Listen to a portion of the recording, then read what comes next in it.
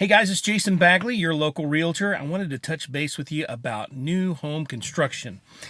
A lot of you have heard some of the travails of those that have purchased new homes in the recent months and years and have had concerns about those builders and whether or not they're producing a product that's really going to sustain itself.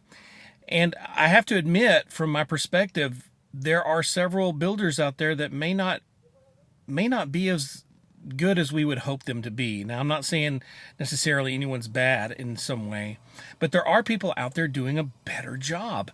And I came across this builder when I was out here in Weatherford. I'm actually in Weatherford today. And I wanted to take a look at these houses because as I walked through this house with the builder and he explained what he was doing, I have to admit, y'all, this is probably the most securely built house I have personally ever seen by a mile.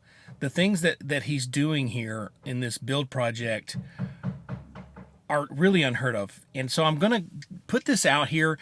If you're interested in build science and how a better home is built and how that can help you, if you're considering purchasing a home, it's Eureka Homes is the name of the organization. His name is Mike Reese, and I would love to get him together and do a quick interview. But until then, I thought that I would reach out and just kind of show you this. Just an incredible house. So as I go through, we'll talk a little bit about it.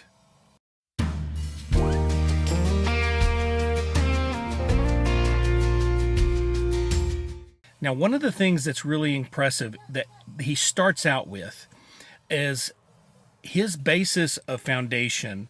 When he comes into a property, he's going to compact it, and not with a skid steer or something like that. He actually goes through and he packs it down 5 different times. He wets it down, he packs it down with a compactor like they would use on the street, the rollers. And what that gives him is a 95% compaction ratio. Now in Texas, a lot of you know that there's a lot of problems with foundations, and it's very important that you put that together. So he starts there, and then he creates drainage from the back to the front at the very beginning. That way there's absolute drainage that's being developed and when the house is built. On top of that, he also does a post-tension foundation. Rather than just your regular style foundation, he's going to do a post-tension, so it's going to have rebar in it as well. I really think this is a great start. And if you'll notice, there's also a step style to the house here.